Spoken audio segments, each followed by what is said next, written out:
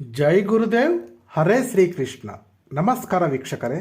ನೋಡಿ, ಇವತ್ತಿನ ಈ ಒಂದು ವಿಡಿಯೋದಲ್ಲಿ ನಾವುಗಳು ಪ್ರತ್ಯಂಗಿರಾ ದೇವಿಯ ಶತ್ರುನಾಶ ಸಾಧನೆಯ ಬಗ್ಗೆ ಇವತ್ತಿನ ಈ ಒಂದು ವಿಡಿಯೋದಲ್ಲಿ ನಾವುಗಳು ತಿಳಿದುಕೊಳ್ಳೋಣ. ನೋಡಿ, ಪ್ರತ್ಯಂಗಿರಾ ದೇವಿ ಬಗ್ಗೆ ನಿಮಗೆಲ್ಲ ಗೊತ್ತಿದೆ. ಸುಮಾರು ರೀತಿಯ ಕಥೆಗಳಿದೆ. ಅಂದರೆ ಪ್ರತ್ಯಂಗಿರಾ ದೇವಿ ಯಾರ ಅವತಾರ, ಯಾವ ರೀತಿ ಅವತಾರವನ್ನು ಎತ್ತಿದ್ರು, ಯಾತಕ್ಕಾಗಿ ಈ ಅವತಾರವನ್ನು ತಗೊಂಡ್ರು, ಅವರಲ್ಲಿರ್ತಕ್ಕಂಥ ಶಕ್ತಿ ಏನು, ಅವರ ಮಹಿಮೆ ಏನು, ಇದ್ರ ಬಗ್ಗೆಲ್ಲ ಸುಮಾರು ಹೇಳೋದಕ್ಕೆ ತುಂಬ ವಿಡಿಯೋ ದೊಡ್ಡದಾಗುತ್ತೆ ಅಂದ್ಬಿಟ್ಟು ನಾನು ಆ ತಾಯಿ ಬಗ್ಗೆ ನಾನು ಇಲ್ಲಿ ಜಾಸ್ತಿ ಹೇಳೋಕ್ಕೆ ಹೋಗ್ತಾ ಇಲ್ಲ. ಹಾಗಾಗಿ ಇಲ್ಲಿ ಈ ಪ್ರತ್ಯಂಗಿರಾ ದೇವಿಯನ್ನು ಆರಾಧನೆ ಮಾಡೋದ್ರಿಂದ, ಸಾಧನೆ ಮಾಡೋದ್ರಿಂದ, ಆ ತಾಯಿಯ ಒಂದು ಆಶೀರ್ವಾದವನ್ನು ಪಡ್ಕೊಳ್ಳೋದ್ರಿಂದ ನಮಗೇನೇನು ಲಾಭ ಸಿಗುತ್ತೆ, ಅದು ಹೇಗೆ ಮಾಡಬೇಕು, ನೀತಿ ನಿಯಮಗಳಿದೆ, ಅದ್ರ ಬಗ್ಗೆ ತಿಳಿಸ್ತೀನಿ, ತಿಳ್ಕೊಳ್ಳಿ. ನೋಡಿ, ಯಾರಿಗೆ ಶತ್ರುವಿನ ಬಾಧೆ ಜಾಸ್ತಿ ಇದೆ ಅಂದರೆ ಆ ಜನ್ಮ ಶತ್ರುಗಳು ಅಂತ ಹೇಳ್ತಾರೆ. ಕೆಲವರಿಗೆ ಹಿಂದಿನ ಜನ್ಮದಲ್ಲೂ ಶತ್ರು ಇರ್ತಾರೆ. ಅದೇ ಶತ್ರುಗಳು ಈ ಜನ್ಮದಲ್ಲೂ ಬಂದು ತೊಂದರೆ ಕೊಡ್ತಾ ಇರ್ತಾರೆ, ಸಮಸ್ಯೆ ಒಡ್ತಾ ಇರ್ತಾರೆ, ಕಾಡ್ತಾ ಇರ್ತಾರೆ, ಪೀಡಿಸ್ತಾ ಇರ್ತಾರೆ. ಒಂದಲ್ಲ ಒಂದು ರೀತಿ ಸಮಸ್ಯೆ ಕೊಟ್ಟು ಅವ್ರನ್ನ ಒಂದು ರೀತಿ ಬದುಕೋಕ್ಕೂ ಆಗಲ್ಲ, ಸಾಯಿಸೋಕ್ಕೂ ಆಗಲ್ಲ. ಆ ರೀತಿ ಒಂದು ಸಮಸ್ಯೆಗಳನ್ನು, ಪ್ರಾಬ್ಲಮ್ಸನ್ನು ಕೊಡ್ತಾ ಇರ್ತಾರೆ ಶತ್ರುಗಳು. ಇದು ಆ ಜನ್ಮ ಶತ್ರುಗಳು ಅಂತ ಹೇಳ್ತಾರೆ ಇವ್ರನ್ನ. ಅಂದರೆ ಹಿಂದಿನ ಎಷ್ಟೋ ಜನ್ಮಗಳಿಂದ ಬಂದಿರತಕ್ಕಂಥ ಶತ್ರುಗಳು ಇವರು. ಇಂಥವ್ರಿಗೆ ಕರೆಕ್ಟಾಗಿರ್ತಕ್ಕಂಥ ಒಂದು ದೇವರಂದರೆ ನರಸಿಂಹಸ್ವಾಮಿ ಅಥವಾ ಪ್ರತ್ಯಂಗಿರಾ ದೇವಿ. ಇವರಿಬ್ಬರೇ ನಮ್ಮ ಆ ಜನ್ಮ ಶತ್ರುಗಳನ್ನ ನಾಶ ಮಾಡ್ತಕ್ಕಂಥ ಒಂದು ಶಕ್ತಿ ಇರ್ತಕ್ಕಂಥ ಒಂದು ದೇವತೆಗಳು, ದೇವರುಗಳು. ಈ ಜನ್ಮದಲ್ಲಿ ಬರ್ತಕ್ಕಂತಹ ಶತ್ರುಗಳಿಂದ ನಮಗೆ ಅಷ್ಟು ದೊಡ್ಡ ಪ್ರಮಾಣದಲ್ಲಿ ಸಮಸ್ಯೆ ಆಗಲ್ಲ. ಈ ದೊಡ್ಡ ಪ್ರಮಾಣದಲ್ಲಿ ನಮಗೆ ಶತ್ರುಗಳಿಂದ ಸಮಸ್ಯೆ ಆಗ್ತಾ ಇದೆ ಅಂದರೆ ಅವರು ನಮ್ಮ ಆ ಜನ್ಮ ಶತ್ರುಗಳು. ನಮ್ಮ ಹಿಂದಿನ ಜನ್ಮದ ಶತ್ರುತ್ವವನ್ನು ಅವರು ಈ ಜನ್ಮದಲ್ಲೂ ಸಹ ಮುಂದುವರಿಸ್ಕೊಂಡು ಬಂದಿರ್ತಾರೆ. ಹಾಗಾಗಿ ಆ ಥರ ನಿಮ್ಗೇನಾದ್ರು ಸಮಸ್ಯೆ ಇತ್ತು, ಆ ರೀತಿ ನಿಮ್ಗೇನಾದ್ರು ಬಾಧೆ ಇತ್ತು, ಸಂಕಟ ಇತ್ತು, ನೋವಿತ್ತು, ದುಃಖ ಇತ್ತು, ಹಿಂಸೆ ಇತ್ತು ಅಂದರೆ ನೀವು ಪ್ರತ್ಯಂಗಿರಾ ದೇವಿಯನ್ನು ನೀವು ಆರಾಧನೆ ಮಾಡಿ, ಅಥವಾ ನರಸಿಂಹಸ್ವಾಮಿಯನ್ನು ಆರಾಧನೆ ಮಾಡಿ. ನಿಮಗೆ ತುಂಬ ಒಳ್ಳೆಯದಾಗುತ್ತೆ. ಒಂದು ರೀತಿಯ ಒಂದು ಒಳ್ಳೆಯ ರಕ್ಷಣೆ ಸಿಗುತ್ತೆ. ನಿಮ್ಮ ಶತ್ರು ಸಂಪೂರ್ಣವಾಗಿ ನಾಶ ಹೊಂದುತ್ತಾನೆ. ಆದರೆ ಇಲ್ಲಿ ನೋಡಿ, ಪ್ರತ್ಯಂಗಿರಾ ದೇವತೆ ಬಂದ್ಬಿಟ್ಟು ತುಂಬ ಉಗ್ರವಾಗಿರ್ತಕ್ಕಂಥ ಒಂದು ದೇವತೆ. ಈ ಸಾಧನೆ ಮಾಡಬೇಕಂದ್ರೆ ನೀವು ನೇರವಾಗಿ ಮಾಡೋ ಹಾಗಿಲ್ಲ. ಅಂದರೆ ಹೊಸಬ್ರು ಯಾರು ಈ ಸಾಧನೆಯ ಒಂದು ಮಾರ್ಗದಲ್ಲಿ ಬರ್ತಾರೆ ಅವರು ನೇರ ಈ ಒಂದು ಪ್ರತ್ಯಂಗಿರಾ ದೇವಿಯ ಒಂದು ಸಾಧನೆಯನ್ನು ಮಾಡೋಕ್ಕೆ ಹೋಗಬಾರ್ದು, ಮಾಡೋದಕ್ಕೆ ಕೈ ಹಾಕಬಾರ್ದು. ಫಸ್ಟ್ ಏನು ಮಾಡಬೇಕಾದ್ರೆ ನೀವು ಮೊದಲಿಗೆ ಸಣ್ಣ ಪುಟ್ಟ ಸೌಮ್ಯ ದೇವತೆಗಳ ಒಂದು ಸಾಧನೆಯನ್ನು ಮಾಡಿ, ಮಂತ್ರ ಜಪಗಳನ್ನು ಮಾಡಿ, ವ್ರತಗಳನ್ನು ಮಾಡಿ, ಆನಂತರ ನೀವು ಉಗ್ರ ದೇವತೆಗಳನ್ನು ನೀವು ಸಾಧನೆ ಮಾಡಬೇಕಾಗತ್ತೆ. ಏಕದಮ್ ನೇರವಾಗಿ ನೀವು ಉಗ್ರ ದೇವತೆಗಳ ಸಾಧನೆಗೆ ಕೈ ಹಾಕಬಾರ್ದು. ಈ ನರಸಿಂಹಸ್ವಾಮಿ, ಪ್ರತ್ಯಂಗಿರಾ ದೇವಿ ಮತ್ತು ಕಾಳಿ ಮಾತಾ, ಭೈರವ ಸ್ವಾಮಿ ಇವರೆಲ್ಲ ತುಂಬ ಉಗ್ರವಾಗಿರ್ತಕ್ಕಂಥ ದೇವತೆಗಳು. ಇವರ ಒಂದು ಸಾಧನೆಗೆ ನೇರವಾಗಿ ನೀವು ಕೈ ಹಾಕಬಾರ್ದು. ಒಂದು ಒಳ್ಳೆ ಗುರುವಿನ ಮಾರ್ಗದರ್ಶನ ಪಡ್ಕೊಂಡು ಅವ್ರ ಹತ್ರ ಗುರು ದೀಕ್ಷೆ ತಗೊಂಡು ಗುರು ಮಂತ್ರವನ್ನು ಜಪ ಮಾಡಿ, ಆನಂತರ ನೀವು ಈ ಸೌಮ್ಯ ದೇವತೆಗಳನ್ನು ನೀವು ಸಾಧನೆ ಮಾಡಿ ಅವರ ಆಶೀರ್ವಾದವನ್ನು ಪಡ್ಕೊಂಡು ಆನಂತರ ನೀವು ಉಗ್ರ ದೇವತೆಗಳ ಸಾಧನೆಗೆ ಕೈ ಹಾಕಬೇಕು. ಇದನ್ನು ನಿಮ್ಮ ಗಮನದಲ್ಲಿ ಇಟ್ಕೊಳ್ಳಿ. ನನಗೆ ಇಲ್ಲಿ ನಮ್ಮ ಕಮೆಂಟ್ಸಲ್ಲಿ ಒಬ್ಬರು ಕೇಳಿದರು, ಅಂದರೆ ತುಂಬ ಕೇಳ್ತಾ ಇರ್ತಾರೆ ನಮ್ಮ ಕಮೆಂಟ್ಸಲ್ಲಿ, ಪ್ರತ್ಯಂಗಿರಾ ದೇವಿಯ ಒಂದು ಮಂತ್ರವನ್ನು ಕೊಡಿ, ಶಾಬರ ಮಂತ್ರವನ್ನು ಕೊಡಿ, ಅದರ ಸಾಧನೆ ಬಗ್ಗೆ ತಿಳಿಸ್ಕೊಡಿ ಅಂದ್ಬಿಟ್ಟು ಸುಮಾರು ಸರಿ ಕಮೆಂಟ್ಸನ್ನು ಹಾಕಿದರು. ಹಾಗಾಗಿ ಅವರಿಗೋಸ್ಕರ ಈ ಒಂದು ಸಾಧನೆಯನ್ನು ನಾನು ಇಲ್ಲಿ ಕೊಡ್ತಾ ಇದ್ದೀನಿ. ಈ ಸಾಧನೆಯನ್ನು ಪ್ರಾರಂಭ ಮಾಡಬೇಕಾಗಿರ್ತಕ್ಕಂಥ ದಿನ ಬಂದ್ಬಿಟ್ಟು ಅಮಾವಾಸ್ಯೆ ದಿನ ನೀವು ಪ್ರಾರಂಭ ಮಾಡಿದ್ರೆ ತುಂಬ ಒಳ್ಳೆಯದು. ನಿಮ್ಮ ಶತ್ರು ಸರ್ವನಾಶ ಆಗಿಬಿಡ್ತಾರೆ. ಅಮಾವಾಸ್ಯೆ ದಿನ ನಿಮಗೆ ಪ್ರಾರಂಭ ಮಾಡೋಕ್ಕಾಗಲಿಲ್ಲ ಅಂದರೆ ನೀವು ಪೌರ್ಣಮಿಯ ದಿನ ಸಹ ನೀವು ಈ ಒಂದು ಸಾಧನೆಯನ್ನು ಪ್ರಾರಂಭ ಮಾಡಬಹುದು. ಇದಕ್ಕೆ ದಿಕ್ಕು ಬಂದ್ಬಿಟ್ಟು ದಕ್ಷಿಣ ದಿಕ್ಕು. ನೀವು ದಕ್ಷಿಣಕ್ಕೆ ಮುಖ ಮಾಡಿ ಕುಳಿತುಕೊಳ್ಬೇಕು ಜಪ ಮಾಡ್ತಕ್ಕಂಥ ಸಮಯದಲ್ಲಿ. ಹಾಗೆ ದೀಪ ಬಂದ್ಬಿಟ್ಟು ಇದಕ್ಕೆ ಎಳ್ಳೆಣ್ಣೆ ದೀಪವನ್ನು ನೀವು ಹಚ್ಚಬೇಕಾಗತ್ತೆ. ಹಾಗೆ ಮಾಲೆ ಬಂದ್ಬಿಟ್ಟು ಇದಕ್ಕೆ ಕೆಂಪು ರಕ್ತ ಚಂದನ ಮಾಲೆ ಅಂತ ಕರೀತಾರೆ. ಅದರಲ್ಲಿ ಮಾಡಿರ್ತಕ್ಕಂಥ ಮಾಲೆನ ನೀವು ಬಳಸಬೇಕಾಗತ್ತೆ. ಕೆಂಪು ರಕ್ತ ಚಂದನದ ಮಾಲೆಯನ್ನು ಈ ಒಂದು ಜಪ ಮಾಡೋದಕ್ಕೆ ನೀವು ಬಳಸಬೇಕಾಗತ್ತೆ. ಹಾಗೆ ಜಪ ಸಂಖ್ಯೆ ಬಂದ್ಬಿಟ್ಟು ಪ್ರತಿದಿನ ನೀವು 3 ಮಾಲೆ ಜಪ ಮಾಡಬೇಕು. ಯಾಕಂದರೆ ಇದು ಬಂದ್ಬಿಟ್ಟು ನಿಮ್ಮ ಆ ಜನ್ಮ ಶತ್ರುಗಳನ್ನು ನಾಶ ಮಾಡೋದಕ್ಕೆ, ಈ ಒಂದು ಸಾಧನೆ ನೀವು ಮಾಡ್ತಾ ಇರೋದು. ಹಾಗಾಗಿ ನೀವು ಪ್ರತಿದಿನ 3 ಮಾಲೆ ಜಪ ಮಾಡಲೇಬೇಕು. ಯಾಕಂದರೆ ಆ ಜನ್ಮ ಶತ್ರು ಅಂದರೆ ನಿಮಗೆ ತುಂಬ ಹಳೆಯ ಶತ್ರುಗಳು ಅವರು. ಆ ಹಳೆಯ ಶತ್ರುಗಳು ನಿರ್ನಾಮ ಆಗಬೇಕು, ಸಂಹಾರ ಆಗಬೇಕು, ಅಥವಾ ನಾಶ ಆಗಬೇಕು, ಅಥವಾ ಅವರ ಶತ್ರುತ್ವ ದೂರ ಆಗಬೇಕು ಅಂದರೆ ನೀವು ಸ್ವಲ್ಪ ಜಾಸ್ತಿ ಕಷ್ಟಪಡಬೇಕಾಗತ್ತೆ. ಹಾಗೆ ಇದಕ್ಕೆ 21 ದಿನ ನೀವು ವ್ರತ ಮಾಡಬೇಕು. ಇದಕ್ಕೆ ಸಮಯ ಬಂದ್ಬಿಟ್ಟು ರಾತ್ರಿ 9 ಗಂಟೆಯಿಂದ ಬೆಳಗಿನ ಜಾವ 3 ಗಂಟೆ ತನಕ ನೀವು ಮಾಡಬಹುದು. ಮನೆಯ ಒಳಗಡೆ ಈ ಒಂದು ಸಾಧನೆಯನ್ನು ನೀವು ಮಾಡಬಹುದು. ಇದಕ್ಕೆ ವಸ್ತ್ರ ಬಂದ್ಬಿಟ್ಟು ಕೆಂಪು ಬಣ್ಣದ ವಸ್ತ್ರವನ್ನು ನೀವು ಧರಿಸ್ಕೊಳ್ಬೇಕಾಗತ್ತೆ. ಅಂದರೆ ನೀವು ಧರಿಸ್ಕೊಳ್ತಕ್ಕಂಥ ವಸ್ತ್ರ ಕೆಂಪು ಬಣ್ಣದಾಗಿರಬೇಕು. ಮಂಟಪದ ಮೇಲೂ ಸಹ ಕೆಂಪು ಬಣ್ಣದ ವಸ್ತ್ರವನ್ನು ಹಾಕಿರಬೇಕು. ಹಾಗೆ ನೀವು ಕುಳಿತುಕೊಳ್ತಕ್ಕಂಥ ಆಸನದ ಮೇಲೂ ಸಹ ನೀವು ಕೆಂಪು ಬಣ್ಣದ ವಸ್ತ್ರವನ್ನು ಹಾಕಿ ಕುತ್ಕೊಂಡು ಜಪ ಮಾಡಬೇಕಾಗತ್ತೆ. ಆಮೇಲೆ ಮಂಟಪದ ಮೇಲೆ ನೀವು ಪ್ರತ್ಯಂಗಿರ ದೇವಿಯ ಒಂದು ಫೋಟೋವನ್ನು ಸಹ ಇಡಬೇಕಾಗತ್ತೆ. ಅಥವಾ ಪ್ರತ್ಯಂಗಿರ ದೇವಿ ಫೋಟೋ ಇಲ್ಲಾಂದರೆ ನೀವು ಅದನ್ನು ರೆಡಿ ಮಾಡಿಸ್ಕೊಂಡ್ಬಂದು ಇಟ್ಟು ಪೂಜೆ ಮಾಡಬೇಕಾಗತ್ತೆ. ಬೇರೆ ದೇವತೆಗಳ ಫೋಟೋವನ್ನು ಇಲ್ಲಿ ಇಡೋ ಹಾಗಿಲ್ಲ. ನಾನು ಕೆಲವೊಂದು ಸಾಧನೆಗಳಲ್ಲಿ ಈಗ ಕಾಳಿ ಮಾತೆ ಫೋಟೋ ಇಲ್ಲ, ಸತಿ ದೇವಿಯ ಒಂದು ಫೋಟೋವನ್ನು ಹಿಡಿಯುತ್ತಾ ನಾನು ಹೇಳಿದ್ದೆ. ಬಟ್ ಇಲ್ಲಿ ನೀವು ಪ್ರತ್ಯಂಗಿರ ದೇವಿಯ ಫೋಟೋವನ್ನೇ ಇಟ್ಟು ಪೂಜೆ ಮಾಡಿ ವ್ರತವನ್ನು ನೀವು ಮಾಡಬೇಕಾಗತ್ತೆ. ಕೊನೆಯಲ್ಲಿ ನೀವು ಹವನ ಮಾಡ್ಬೋದು, ಅಂದರೆ ಹೋಮ ಮಾಡಿ ಸಹ ಈ ಒಂದು ಸಾಧನೆಯನ್ನು ನೀವು ಮುಗಿಸ್ಬೋದು. ನೋಡಿ, ಈಗ ಪೂಜೆ ಮಾಡ್ತಕ್ಕಂಥ ಒಂದು ಕ್ರಮವನ್ನು ತಿಳ್ಕೊಳ್ಳಿ. ಮೊದಲಿಗೆ ನೀವು ಸ್ನಾನಾದಿಗಳನ್ನು ಮುಗಿಸ್ಕೊಂಡ್ಬಂದ್ಬಿಟ್ಟು ನಿಮ್ಮ ಏಕಾಂತವಾದ ಕೋಣೆ ಅಥವಾ ನಿಮ್ಮ ದೇವರ ಕೋಣೆಗೆ ಬಂದು ಕುತ್ಕೊಂಡು ಎಲ್ಲ ರೀತಿಯ ವ್ಯವಸ್ಥೆಗಳನ್ನು ಮಾಡಿಕೊಂಡು ಈಗ ನೀವು ಪೂಜೆ ಪ್ರಾರಂಭ ಮಾಡಿ. ಮೊದಲಿಗೆ ಗಂಗಾಜಲದಿಂದ ನಿಮ್ಮ ಸ್ಥಳವನ್ನು ಶುದ್ಧಿ ಮಾಡ್ಕೊಳ್ಳಿ, ನಿಮ್ಮನ್ನು ನೀವು ಶುದ್ಧಿ ಮಾಡ್ಕೊಳ್ಳಿ. ಹಾಗೆ ನೀವು ತಂದಿರತಕ್ಕಂಥ ಎಲ್ಲ ರೀತಿಯ ವಸ್ತುಗಳನ್ನು ಶುದ್ಧಿ ಮಾಡ್ಕೊಳ್ಳಿ, ಪೂಜಾ ಸಾಮಗ್ರಿಗಳನ್ನು ಮಾಡಿಕೊಂಡು ಕಳಸ ಪ್ರತಿಷ್ಠಾಪನೆ ಮಾಡಿರಬೇಕು. ದೇವರಿಗೆ ನೈವೇದ್ಯ ಇಟ್ಟಿರಬೇಕು. ಹಾಗೆ ಕುಡಿಯೋದಕ್ಕೆ ಪಾನೀಯವನ್ನು ಇಟ್ಟಿರಬೇಕು. ಈಗ ಆಸನಕ್ಕೆ ನಮಸ್ಕಾರ ಮಾಡಿ ಆಸನದ ಮೇಲೆ ಕುತ್ಕೊಳ್ಳಿ. ಅದಕ್ಕೂ ಮೊದಲು ನೀವು ಪಂಚೋಪಚಾರ ಪೂಜೆ ಮಾಡಬೇಡಿ. ಮಂಟಪದ ಮೇಲೆ ಇರ್ತಕ್ಕಂಥ ಎಲ್ಲ ದೇವರುಗಳಿಗೂ, ಅಂದರೆ ನಿಮ್ಮ ಇಷ್ಟ ದೇವರು, ನಿಮ್ಮ ಮನೆ ದೇವರು ಅಥವಾ ನಿಮ್ಮ ಗುರುಗಳು ಇದ್ದರೆ ಆ ಫೋಟೋಗಳನ್ನು ಸಹ ಇಟ್ಟು ನೀವು ಪೂಜೆ ಮಾಡಬಹುದು. ಇಲ್ಲಾಂದರೆ ಬರೀ ಮಂಟಪದ ಮೇಲೆ ಪ್ರತ್ಯಂಗಿರ ದೇವಿಯ ಒಂದು ಫೋಟೋವನ್ನು ಇಟ್ಟು ಪೂಜೆ ನೀವು ಮಾಡಬಹುದು. ಮೊದಲಿಗೆ ನೀವು ಪ್ರತಿದಿನ ನೀವು ಯಾವ ರೀತಿ ಪೂಜೆ ಮಾಡ್ತೀರೋ ಆ ರೀತಿ ಪೂಜೆ ಮಾಡ್ಕೊಳ್ಳಿ. ಪಂಚೋಪಚಾರ ಪೂಜೆ ಮಾಡಿ. ಪೂಜೆ ಎಲ್ಲ ಮುಗಿದ ನಂತರ ನೀವು ಆಸನಕ್ಕೆ ನಮಸ್ಕಾರ ಮಾಡಿ ಆಸನದ ಮೇಲೆ ಕುತ್ಕೊಂಡು ಈಗ ಮಾಲೆ ತಗೊಳ್ಳಿ, ಜಪಮಾಲೆನ. ನೋಡಿ, ಜಪಮಾಲೆ ಬಂದ್ಬಿಟ್ಟು ಪ್ರಾಣ ಪ್ರತಿಷ್ಠಾಪನೆ ಪೂಜೆ ಆಗಿರಬೇಕು. ಆನಂತರ ನೀವು ಬಳಸಬೇಕಾಗತ್ತೆ. ಹಾಗೆ ಅಂಗಡಿಯಿಂದ ತಂದುಬಿಟ್ಟು ಶುದ್ಧಿ ಮಾಡ್ದೇ ಅದಕ್ಕೆ ಪ್ರಾಣ ಪ್ರತಿಷ್ಠಾಪನೆ ಪೂಜೆ ಮಾಡ್ದೇ ನೀವು ಹಾಗೆ ಬಳಸಿದ್ರೆ ಅಷ್ಟು ಫಲ ಸಿಗೋದಿಲ್ಲ ನಿಮಗೆ. ಆ ರೀತಿ ಏನಾದರೂ ಪ್ರಾಣ ಪ್ರತಿಷ್ಠಾಪನೆ ಶುದ್ಧಿ ಮಾಡಿ ಪ್ರಾಣ ಪ್ರತಿಷ್ಠಾಪನೆ ಮಾಡಿ ಪೂಜೆ ಮಾಡಿರ್ತಕ್ಕಂತಹ ನಿಮಗೆ ಮಾಲೆ ಬೇಕಾಗಿದ್ದರೆ ನಮ್ಮನ್ನು ಸಂಪರ್ಕಿಸಿದ್ರೆ ನಾವು ಅದನ್ನು ರೆಡಿ ಮಾಡಿ ನಿಮಗೆ ಕಳಿಸ್ಕೊಡ್ತೀವಿ. ನೀವು ಬಂದು ಬೇಕಾದ್ರೆ ತೊಗೊಂಡೋಗ್ಬೋದು. ಬರೋಕ್ಕಾಗಲಿಲ್ಲ ಅಂದರೆ ಪೋಸ್ಟ್ ಮುಖಾಂತರ ನೀವು ಅದನ್ನು ತೊಗೊಳ್ಬಹುದು. ಈಗ ಮಾಲೆ ತಗೊಳ್ಳಿ, ಮಾಲೆಗೆ ನಮಸ್ಕಾರ ಮಾಡಿಬಿಟ್ಟು ಮಾಲೆ ತಗೊಂಡು ಈಗ ಜಪ ಸ್ಟಾರ್ಟ್ ಮಾಡಿ. ಮೊದಲಿಗೆ ಗಣಪತಿಯ ಮಂತ್ರವನ್ನು ಪ್ರಾರಂಭ ಮಾಡಿ. ಗಂ ಗಣಪತಯೇ ನಮಃ, ಗಂ ಗಣಪತಯೇ ನಮಃ ಈ ಮಂತ್ರವನ್ನು 21 ಸಾರಿ ಹೇಳಿ. ನೆಕ್ಸ್ಟು ನವಗ್ರಹ ಮಂತ್ರ. ಓಂ ಬ್ರಹ್ಮ ಮುರಾರಿ ತ್ರಿಪುರಾಂತಕಾರಿ ಭಾನು ಶಶಿ ಭೂಮಿ ಸುತೋ ಬುಧಶ್ಚ ಗುರುಶ್ಚ ಶುಕ್ರ ಶನಿ ರಾಹು ಕೇತವ ಸರ್ವೇ ಗ್ರಹಂ ಶಾಂತಿಕರಾಭವಂತು ಈ ಮಂತ್ರವನ್ನು 9 ಸಾರಿ ಹೇಳಿ. ನೆಕ್ಸ್ಟು ಗುರುಮಂತ್ರ. ಗುರುವಿನ ಪೂಜೆ ಮಾಡಿ, ಗುರುವಿನ ಹತ್ರ ಆಶೀರ್ವಾದ ತಗೊಳ್ಳಿ, ಆಜ್ಞೆ ತಗೊಳ್ಳಿ. ಪರಮಾತ್ಮ ಗುರುದೇವ, ಇವತ್ತಿನ ದಿನ ನಾನು ಈ ರೀತಿಯ ಒಂದು ಸಾಧನೆಯನ್ನು ಪ್ರಾರಂಭ ಮಾಡ್ತಾಯಿದ್ದೀನಿ. ಪ್ರತ್ಯಂಗಿರ ದೇವಿಯ ಒಂದು ಸಾಧನೆಯನ್ನು ಪ್ರಾರಂಭ ಮಾಡ್ತಾಯಿದ್ದೀನಿ.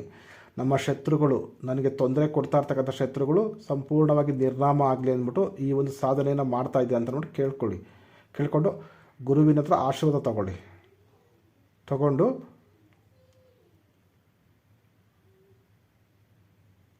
ಈಗ ಗುರು ಮಂತ್ರವನ್ನು ಹೇಳಿ. ನಿಮ್ಮ ಗುರುಗಳು ಯಾರಾದರೂ ಇದ್ದರೆ ಅವ್ರು ಕೊಟ್ಟಿರ್ತಕ್ಕಂಥ ಗುರು ಮಂತ್ರವನ್ನು ಜಪ ಮಾಡಿ 108 ಸಾರಿ. ಅಥವಾ ಯಾರು ಗುರುಗಳಿಲ್ಲ ಅಂದರೆ ನೀವು ಈಶ್ವರನನ್ನು ಗುರುವಾಗಿ ಸ್ವೀಕರಿಸಿ ಈ ಒಂದು ಸಾಧನೆಯನ್ನು ಮಾಡಿ. ಈಶ್ವರನ ಮಂತ್ರ ಈ ರೀತಿ ಇದೆ. ಗುರು ಮಂತ್ರ ಓಂ ನಮ ಶಿವಾಯ, ಓಂ ನಮ ಶಿವಾಯ ಈ ಮಂತ್ರವನ್ನು 108 ಸಾರಿ ಜಪ ಮಾಡಿ. ಅಥವಾ ನೀವು ಶ್ರೀಕೃಷ್ಣ ಪರಮಾತ್ಮನನ್ನು ಸಹ ಈ ಒಂದು ಸಾಧನೆಗೆ ಗುರುವಾಗಿ ಸ್ವೀಕರಿಸಬಹುದು. ಶ್ರೀಕೃಷ್ಣನ ಗುರುಮಂತ್ರ ಈ ರೀತಿ ಇದೆ: ಕ್ಲೀಂ ಕೃಷ್ಣಾಯ ನಮಃ, ಕ್ಲೀಂ ಕೃಷ್ಣಾಯ ನಮಃ. ಈ ಕೃಷ್ಣನ ಗುರುಮಂತ್ರವನ್ನು 108 ಸಾರಿ ಜಪ ಮಾಡಿ. ಈಗ ಸಂಕಲ್ಪ ಮಾಡಿಕೊಳ್ಬೇಕು. ನಿಮ್ಮ ಬಲಗೈ ಹಸ್ತದ ಮೇಲೆ ಸ್ವಲ್ಪ ನೀರನ್ನು ಹಾಕ್ಕೊಳ್ಳಿ, ಸ್ವಲ್ಪ ಅಕ್ಷತೆಯನ್ನು ಹಾಕ್ಕೊಂಡು ಹೇಳಿ: ಇಂಥವರ ಮಗಳಾದಂತಹ ನಾನು, ಇಂಥವರ ಮಗನಾದಂತಹ ನಾನು, ಇಂತಹ ದಿನ, ಅವತ್ತಿನ ದಿನ, ನಕ್ಷತ್ರ, ರಾಶಿ ಎಲ್ಲ ಏನೇನಿದೆಯಲ್ಲ ಹೇಳಿ, ತಿಥಿ ಎಲ್ಲ ಹೇಳಿ, ನಿಮ್ಮ ರಾಶಿ, ನಕ್ಷತ್ರ, ಕುಲ, ಗೋತ್ರ, ವಯಸ್ಸು ಎಲ್ಲವನ್ನ ಹೇಳಿ, ನಿಮ್ಮ ತಂದೆ ತಾಯಿ ಹೆಸರು ಹೇಳಿ, ನಿಮ್ಮ ಮನೆ ದೇವರ ಹೆಸರು ಹೇಳ್ಕೊಳ್ಳಿ, ನೀವು ಸಾಧನೆ ಮಾಡ್ತಕ್ಕಂಥ ಸ್ಥಳದ ಹೆಸರನ್ನ ಹೇಳ್ಕೊಳ್ಳಿ. ನೀವು ಎಷ್ಟು ದಿನ ಸಾಧನೆ ಮಾಡ್ತೀರಾ? 21 ದಿನ ಸಾಧನೆ ಮಾಡ್ತಿದ್ದೀನಿ. ಪ್ರತಿದಿನ 3 ಮಾಲೆ ಜಪ ಮಾಡ್ತಾಯಿದ್ದೀನಿ. ಮಾತಾ, ಗುರುದೇವ, ದಯಮಾಡಿ ಆಶೀರ್ವಾದ ಮಾಡಿ ನನಗೆ ಆಜ್ಞೆ ಕೊಡಿ. ಇದರ ಉದ್ದೇಶ ಬಂದ್ಬಿಟ್ಟು ನನ್ನ ಶತ್ರುಗಳು ಸಂಪೂರ್ಣವಾಗಿ ನಾಶ ಆಗಬೇಕು, ನನ್ನ ಶತ್ರುಗಳು ನನ್ನನ್ನು ಬಿಟ್ಟು ದೂರ ಹೋಗಬೇಕು, ಅಥವಾ ನನ್ನ ಶತ್ರುಗಳು ನನ್ನ ಮೇಲೆ ಇರ್ತಕ್ಕಂಥ ಶತ್ರುತ್ವವನ್ನು ಬಿಟ್ಬಿಡಬೇಕು. ಈ ರೀತಿ ನಿಮ್ಗೆ ಏನು ಬೇಕೋ, ಶತ್ರುವಿಗೆ ಸಂಬಂಧಪಟ್ಟಂತಹ ಏನೇ ಸಮಸ್ಯೆಗಳಿದ್ರೆ ಅದನ್ನು ಕೇಳಿಕೊಂಡು ಸಂಕಲ್ಪ ಮಾಡಿಕೊಂಡು ಆ ಕೈಯಲ್ಲಿರ್ತಕ್ಕಂಥ ನೀರನ್ನು ಅಲ್ಲೇ ಪಕ್ಕದಲ್ಲೇ ಭೂಮಿ ಮೇಲೆ ಬಿಟ್ಬಿಡಿ. ನಂತರ ಕೈ ತೊಳ್ಕೊಳ್ಳಿ, ಕೈ ಒರೆಸ್ಕೊಳ್ಳಿ. ನಂತರ ಮಾಲೆ ತಗೊಂಡು ಮತ್ತೆ ಜಪ ಪ್ರಾರಂಭ ಮಾಡಿ. ನೋಡಿ, ಈಗ ರಕ್ಷಾ ಮಂತ್ರ, ಇಲ್ಲಿ ರಕ್ಷಾ ಮಂತ್ರ ಬಂದ್ಬಿಟ್ಟು ನೀವು ನರಸಿಂಹಸ್ವಾಮಿಯ ಒಂದು ರಕ್ಷಾ ಮಂತ್ರವನ್ನು ನೀವು ಹಾಕ್ಕೊಳ್ಬೇಕಾಗತ್ತೆ. ನಾನು ಬೇರೆ ವಿಡಿಯೋಗಳಲ್ಲಿ ಕೊಟ್ಟಿದ್ದೀನಿ ನರಸಿಂಹಸ್ವಾಮಿಯ ರಕ್ಷಾ ಮಂತ್ರ. ಅದನ್ನು ನೀವು ಸಿದ್ಧಿ ಮಾಡಿಕೊಂಡು ಜಪ ಮಾಡಿ ಸಿದ್ಧಿ ಮಾಡ್ಕೊಂಡಿರಬೇಕು. ಆ ಒಂದು ರಕ್ಷಾ ಮಂತ್ರವನ್ನು ನೀವು ಇಲ್ಲಿ ಹಾಕ್ಕೊಳ್ಬೇಕಾಗತ್ತೆ. 21 ಸಾರಿ ರಕ್ಷಾ ಮಂತ್ರವನ್ನು ಹೇಳಿ ಅಕ್ಷತೆಯನ್ನು ಅಭಿಮಂತ್ರಿಸಿ ನಿಮ್ಮ ಸುತ್ತಲೂ ಹಾಕ್ಕೊಳ್ಳಿ. ನಿಮ್ಮ ರಕ್ಷಣೆಗೋಸ್ಕರ, ನೀವು ಮಾಡ್ತಕ್ಕಂಥ ಸಾಧನೆಗೆ ಯಾವುದೇ ಭೂತ ಪ್ರೇತ ಪಿಶಾಚಿಗಳಿಂದ ತೊಂದರೆ ಆಗಬಾರ್ದು, ದುಷ್ಟಶಕ್ತಿಗಳಿಂದ ತೊಂದರೆ ಆಗಬಾರ್ದು, ಕ್ರಿಮಿಕೀಟ ಸರ್ಪಗಳಿಂದ ತೊಂದರೆ ಆಗಬಾರ್ದು, ದುಷ್ಟ ಪ್ರಾಣಿಗಳಿಂದ ತೊಂದರೆ ಆಗಬಾರ್ದು. ನಿಮ್ಮ ಈ ರೀತಿ ನಿಮಗೆ ಸೇಫ್ಟಿ ಬೇಕಲ್ವಾ? ಹಾಗಾಗಿ ನೀವು ನರಸಿಂಹಸ್ವಾಮಿಯ ರಕ್ಷಾ ಮಂತ್ರವನ್ನು 21 ಸಾರಿ ಹೇಳಿ ಅಕ್ಷತೆಯನ್ನು ಮಂತ್ರಿಸಿ ಅಭಿಮಂತ್ರಿಸಿ ನಿಮ್ಮ ಸುತ್ತಲೂ ಹಾಕ್ಕೊಳ್ಳಿ, ಅಥವಾ 4 ದಿಕ್ಕಿಗೂ ಎರಚಿಬಿಟ್ಟು ನೀವು ದೈವಿಕ ರಕ್ಷಣೆಯಲ್ಲಿ, ಆ ನರಸಿಂಹಸ್ವಾಮಿಯ ರಕ್ಷಣೆಯಲ್ಲಿ ಈ ಒಂದು ಸಾಧನೆಯನ್ನು ಮಾಡಿ. ಈಗ ಸರ್ವಾರ್ಥ ಸಿದ್ಧ ಶಾಬರ ಮಂತ್ರ: ಗುರು ಸಟ್ ಗುರು ಹೈ ವೀರ್, ಗುರು ಸಾಹಬ್ ಸುಮರೋ ಬಡಿ ಬಾತ್, ಸಿಂಗಿ ಟೋರೋ ವನ್ ಕಹೋ ಮನ್ ನಾವೋ ಕರ್ತಾರ್, ಸಕಲ್ ಗುರುನ್ ಕಾ ಹರ್ ಬಜೆ, ಗಟ್ಟಾ ಪಕರ್ ಉಟ್ ಜಾಗ್, ಚೇತು ಸಂಬಾರ್ ಶ್ರೀ ಪರಮಹಂಸ್. ಈ ಮಂತ್ರವನ್ನು 21 ಸಾರಿ ಜಪ ಮಾಡಿ. ಇದಾದ ನಂತರ ಮೂಲ ಮಂತ್ರ. ಈ ಮೂಲ ಮಂತ್ರ ಈ ರೀತಿ ಇದೆ: ಓಂ ನಮೋ ಆದೇಶ್ ಶಿವಶಕ್ತಿ ಕೋ, ಹೇ ಪರಬ್ರಹ್ಮ ಪ್ರತ್ಯಂಗಿರ ಭುವನೇಶ್ವರಿ, ಪರಾ ಅಪರ ಪರಾಜಿತ ಮಹಾಮಾಯ, करती रहो चतु छाया, शत्रु हरो मंगल करो, दुहाई लक्ष्मी नारायण, ಗೋರಾ ಮಹಾದೇವ್ ಕಿ. ನೋಡಿ, ಈ ಮಂತ್ರ ತುಂಬ ಸಿಂಪಲ್ ಆಗಿದೆ. ಮತ್ತೊಮ್ಮೆ ಹೇಳ್ತೀನಿ ನೋಡಿ: ಓಂ ನಮೋ ಆದೇಶ್ ಶಿವಶಕ್ತಿ ಕೋ, ಹೇ ಪರಬ್ರಹ್ಮ ಪ್ರತ್ಯಂಗಿರ ಭುವನೇಶ್ವರಿ, ಪರಾ ಅಪರ ಪರಾಜಿತ ಮಹಾಮಾಯ, ಕರ್ತಿ ರಹೋ ಛತ್ರ ಛಾಯ, ಶತ್ರು ಹರೋ ಮಂಗಲ್ ಕರೋ, ದುಹಾಯಿ ಲಕ್ಷ್ಮೀನಾರಾಯಣ್, ಗೋರಾ ಮಹಾದೇವ್ ಕಿ. ಅಂದರೆ ಓಂ ನಮೋ ಆದೇಶ್ ಅಂದರೆ ಇದು ಆದೇಶ ಅಂತ, ಗುರುಗಳು ಹೇಳಿರ್ತಕ್ಕಂಥ ಒಂದು ಕೊಟ್ಟಿರ್ತಕ್ಕಂಥ ಆದೇಶ ಅಂತ. ಯಾರಿಗೆ? ಶಿವಶಕ್ತಿ, ಈಶ್ವರ ಮತ್ತು ಪಾರ್ವತಿಗೆ. ಹೇ ಪರಬ್ರಹ್ಮ ಪ್ರತ್ಯಂಗಿರ ಭುವನೇಶ್ವರಿ, ಅಮ್ಮ ಪ್ರತ್ಯಂಗಿರ ದೇವಿ, ಪರ ಅಪರ ಪರಾಜಿತ ಮಹಾಮಾಯ ಅಂದರೆ ನಿನಗೆ ಸೋಲು ಅನ್ನೋದೇ ಇಲ್ಲ, ಬರೀ ಪರಾಜಿತ ಅನ್ನೋದೇ ಇಲ್ಲ ನಿನಗೆ, ಬರೀ ಗೆಲುವು ಜಯ ಅಂತಹ ಮಹಾತಾಯಿ ನೀನು. ಕರ್ತಿರಹೋ ಛತ್ರ ಛಾಯ ಅಂದರೆ ನೆರಳಾಗಿ ಸಹಾಯ ಮಾಡಿಕೊಡ್ತಾಯಿ ಅಂತ. ಹಾಗೆ ಶತ್ರು ಹರೋ ಅಂದರೆ ನನ್ನ ಶತ್ರು ಇದನ್ನಲ್ಲ, ಅವನು ಸಂಪೂರ್ಣವಾಗಿ ಸೋಲಬೇಕು, ನಾಶ ಆಗಬೇಕು. ನನಗೆ ಮಂಗಳ್ ಕರೋ ಅಂದರೆ ನನಗೆ ವಿಜಯ ಸಿಗಲಿ, ನನಗೆ ಮಂಗಳವಾಗಲಿ, ನನಗೆ ಒಳ್ಳೆಯದಾಗಲಿ. ನನ್ನ ಶತ್ರು ಹಾಳಾಗಲಿ, ನಾಶವಾಗಲಿ, ಅವನು ಸೋಲಲ್ಲಿ. ದುಹಾಯಿ ಲಕ್ಷ್ಮೀನಾರಾಯಣ್ ಅಂದರೆ ಲಕ್ಷ್ಮೀನಾರಾಯಣನ ಮೇಲೆ ಆಣೆ, ಈ ಪ್ರತ್ಯಂಗಿರ ತಾಯಿ ಮಾತಾ ಈ ರೀತಿ ನೀನು ನನಗೆ ಮಾಡಿಕೊಡ್ಬೇಕು, ನನ್ನ ಶತ್ರುವನ್ನು ಸೋಲಿಸಿ ನನಗೆ ಜಯವನ್ನು ಕೊಡಬೇಕು. ಈ ರೀತಿ ನೀನು ಮಾಡದೆ ಹೋದರೆ ಲಕ್ಷ್ಮೀನಾರಾಯಣ ದೇವರ ಮೇಲೆ ಆಣೆ, ದುಹಾಯಿ ಅಂದರೆ ಆಣೆ ಪ್ರಮಾಣ ಮಾಡತಕ್ಕಂಥದ್ದು. ಆಮೇಲೆ ದುಹಾಯಿ ಗೋರಾ ಮಹಾದೇವ್ ಕಿ ಅಂದರೆ ಗೋರಾ ಮಹಾದೇವ್ ಅಂದರೆ ಈಶ್ವರ. ನೋಡಿ, ಈಶ್ವರನನ್ನು ಗೋರಾ ಮಹಾದೇವ್, ಕಾಲ ಮಹಾದೇವ್ ಅಂತ ಕರೀತಾರೆ. ಗೋರಾ ಮಹಾದೇವ್ ಮತ್ತು ಕಾಲ ಮಹಾದೇವ್ ಅಂತ ಕರೀತಾರೆ. ಗೋರ ಅಂದರೆ ಬೆಳ್ಳನೆಯ ಈಶ್ವರ ಅಂತ. ಕಾಲ ಮಹಾದೇವ್ ಅಂದರೆ ಕಪ್ಪಗಿರ್ತಕ್ಕಂಥ, ಕಪ್ಪು ಬಣ್ಣದ ಈಶ್ವರ ಅಂತ ಕರೀತಾರೆ. ಆ ಕಪ್ಪು ಬಣ್ಣದ ಈಶ್ವರ ಯಾರಂದರೆ ಕಾಲಭೈರವ. ಈ ಬಿಳಿ ಬಣ್ಣದ ಈಶ್ವರ ಯಾರು ಅಂದರೆ ಈಶ್ವರ ಶಿವ. ಈ ರೀತಿ ಅದೇ ಪಾರ್ವತಿ ದೇವಿಗೂ ಸಹ ಹಾಗೆ ಅಂತಾರೆ. ಗೋರಾ ಪಾರ್ವತಿ, ಕಾಲ ಪಾರ್ವತಿ ಅಂತ ಕರೀತಾರೆ. ಗೋರಾ ಪಾರ್ವತಿ ಅಂದರೆ ಬಿಳಿ ಬಣ್ಣದ ಪಾರ್ವತಿ ಅಂತ, ಆದಿಶಕ್ತಿ. ಹಾಗೆ ಕಾಲ ಪಾರ್ವತಿ ಅಂದರೆ ಕಾಳಿ ಮಾತಾ. ಈ ರೀತಿ ಈ ಶಾಬರ ಮಂತ್ರದಲ್ಲಿ ಬರ್ತದೆ. ಹಾಗಾಗಿ ತುಂಬ ಸಿಂಪಲಾಗಿರ್ತಕ್ಕಂಥ ಒಂದು ಸಾಧನೆ ಇದು. ತುಂಬ ಪ್ರಬಲವಾಗಿ, ತುಂಬ ಶಕ್ತಿಶಾಲಿಯಾಗಿ, ತುಂಬ ಸ್ಟ್ರಾಂಗಾಗಿ ಕೆಲಸ ಮಾಡ್ತಕ್ಕಂಥ ಒಂದು ಮಂತ್ರಶಕ್ತಿ ಇದು. ಇಲ್ಲಿ ನಿಮಗೆ ಪರಬ್ರಹ್ಮ ಬರ್ತಾರೆ, ಭುವನೇಶ್ವರಿ ಬರ್ತಾರೆ, ಲಕ್ಷ್ಮೀನಾರಾಯಣ ಬರ್ತಾರೆ, ಗೋರಾ ಮಹಾದೇವ್ ಬರ್ತಾರೆ. ಅಂದರೆ ಪ್ರತ್ಯಂಗಿರ ದೇವಿಯ ಜೊತೆಗೆ ಇಷ್ಟು ದೇವತೆಗಳು ಬಂದು ನಿಮಗೆ ಸಹಾಯ ಮಾಡ್ತಾರೆ. ಅಲ್ಲಿಗೆ ಲೆಕ್ಕ ಮಾಡಿ, ಉಗ್ರ ರೂಪ. ಆ ಉಗ್ರ ರೂಪದ ಜೊತೆಗೆ ಲಕ್ಷ್ಮೀನಾರಾಯಣ, ಮಹಾದೇವ ಮತ್ತು ಭುವನೇಶ್ವರಿ, ಪರಬ್ರಹ್ಮ ಬಂದು ಇವರೆಲ್ಲ ಜೊತೆ ಸೇರಿಕೊಂಡು ನಿಮಗೆ ಸಪೋರ್ಟ್ ಮಾಡಿದ್ರೆ ನಿಮ್ಮ ಶತ್ರು 100% ಸರ್ವನಾಶ ಆಗೋಗ್ತಾನೆ. ಹಾಗಾಗಿ ನೀವು ಭಕ್ತಿಯಿಂದ ಈ ಒಂದು ಸಾಧನೆಯನ್ನು ನೀವು ಮಾಡಿ, ನಂಬಿಕೆ ಇಟ್ಟು ಮಾಡಿ. ನೀವು ಎಷ್ಟೋ ಕಡೆ ಹೋಗಿದ್ದೀರಾ, ನಿಮ್ಮ ಸಮಸ್ಯೆ ಆಗಿರುತ್ತೆ. ಹಾಗಾಗಿ ನಾನು ನಿಮಗೆ ನಿಮ್ಮ ಸಮಸ್ಯೆನ ನೀವೇ ಪರಿಹಾರ ಮಾಡಿಕೊಳ್ಳಿ ಅಂತ ಹೇಳ್ಬಿಟ್ಟು ಈ ರೀತಿಯ ಒಂದು ಮಂತ್ರಗಳನ್ನು ನಾನು ನಿಮಗೆ ಹುಡುಕಿ ಕೊಡ್ತಾ ಇದ್ದೀನಿ. ಅಂದರೆ ನಿಮಗೆ ಈಸಿಯಾಗೂ ಇರಬೇಕು, ನೀವು ಮಾಡೋ ಥರನೂ ಇರಬೇಕು. ಈ ಪ್ರತ್ಯಂಗಿರ ದೇವಿದು ಅಥವಾ ಬೇರೆ ಯಾವುದೇ ದೇವತೆಗಳು ತಗೊಳ್ಳಿ, ತುಂಬ ದೊಡ್ಡ ಮಂತ್ರಗಳಿದೆ, ತುಂಬ ಬೇರೆ ಥರ ಎಲ್ಲ ಸಾಧನೆಗಳಿದೆ. ಆದರೆ ಅವೆಲ್ಲ ನಿಮ್ಮ ಕೈಲಿ ಮಾಡೋಕ್ಕಾಗಲ್ಲ. ಅದನ್ನು ಸಾಧಕರು ಮಾಡ್ತಾರೆ, ನಾರ್ಮಲ್ ಆಗಿರ್ತಕ್ಕಂಥ ಜನರು ಮಾಡೋಕ್ಕಾಗಲ್ಲ. ಹಾಗಾಗಿ ನಾನು ನಿಮಗೆಲ್ಲರಿಗೂ ಅನುಕೂಲ ಆಗ್ತಕ್ಕಂತಹ ಒಂದು ಮಂತ್ರವನ್ನು, ಸಾಧನೆಯನ್ನು ಹುಡುಕಿ ನಾನು ನಿಮಗೆ ಕೊಡ್ತಾ ಇದ್ದೀನಿ.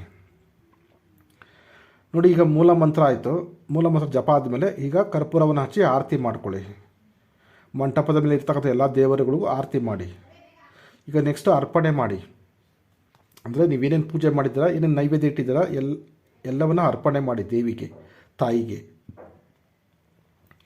ಆ ಪ್ರತ್ಯಂಗಿರ ತಾಯಿಗೆ ಅರ್ಪಣೆ ಮಾಡಿ.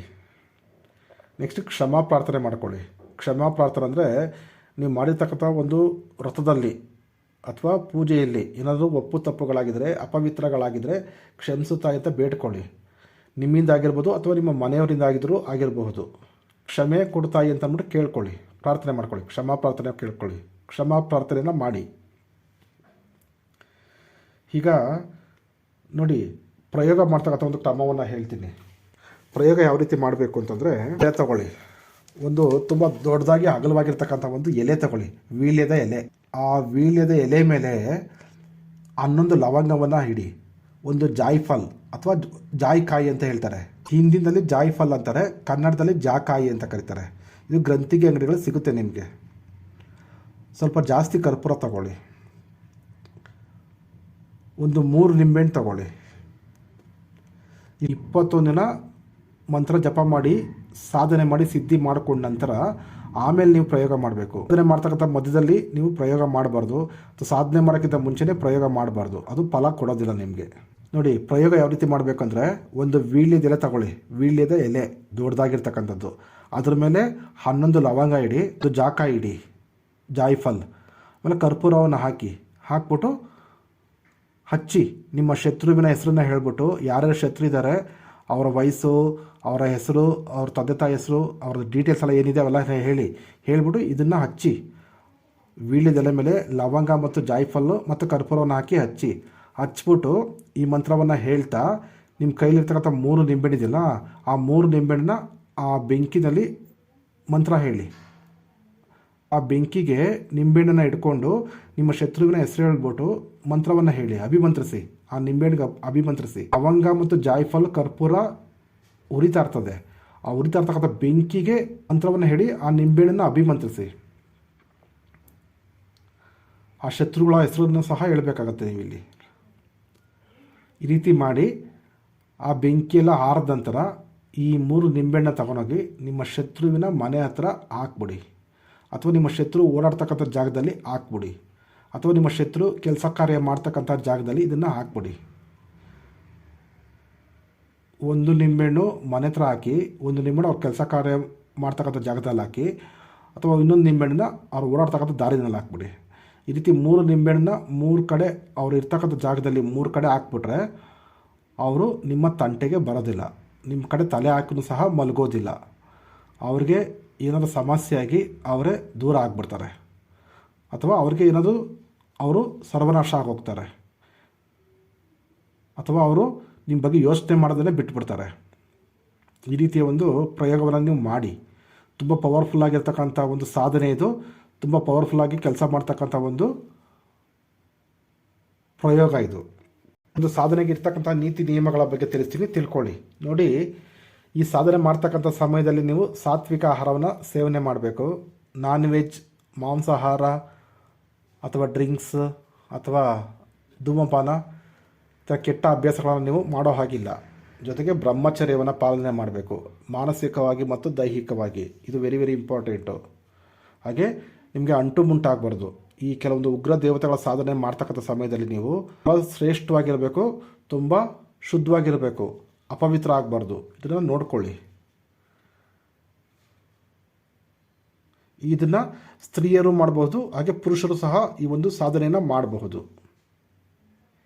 ಹಾಗೆ ನೀವು ಫ್ರೀ ಇದ್ದಾಗೆಲ್ಲ ಆ ತಾಯಿಯ ಒಂದು ನಾಮಜಪವನ್ನು, ಸ್ತೋತ್ರವನ್ನು, ಅಥವಾ ಅವರು ಆ ದೇವಿಗೆ ಸಂಬಂಧಪಟ್ಟಂತಹ ಮಂತ್ರಗಳನ್ನು ಈ ರೀತಿ ಯೂಟ್ಯೂಬಲ್ಲಿ ಸುಮಾರು ಸಿಗುತ್ತೆ, ಅವನ್ನ ಕೇಳ್ತಾ ಇರ್ಬೋದು ನೀವು. ಸರಿ ವೀಕ್ಷಕರೇ, ಇಷ್ಟು ಹೇಳ್ತಾ ಇವತ್ತಿನ ಈ ಒಂದು ವಿಡಿಯೋವನ್ನು ಇಲ್ಲಿಗೆ ಮುಗಿಸ್ತಾ ಇದ್ದೀನಿ. ಧನ್ಯವಾದಗಳು.